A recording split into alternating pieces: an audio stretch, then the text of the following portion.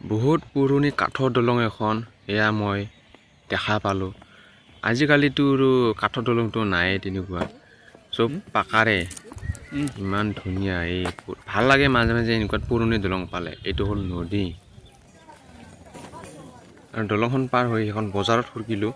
এইবিলাক কাপোৰ, আগত আছে চব্জিৰ দোকান। এতিয়া মই চব্জি লাইনত যাই আছোঁ। কেনেকুৱা ধৰণৰ এইবিলাক কাপোৰবিলাক চব বস্তু পোৱা যায়।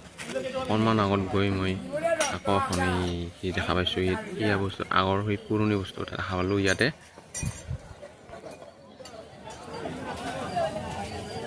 এয়া চব্জি বজাৰত সুধিলোঁ মই। চব্জি বজাৰত চাওক কি ধৰণৰ চব্জি ল'ব ইয়াত।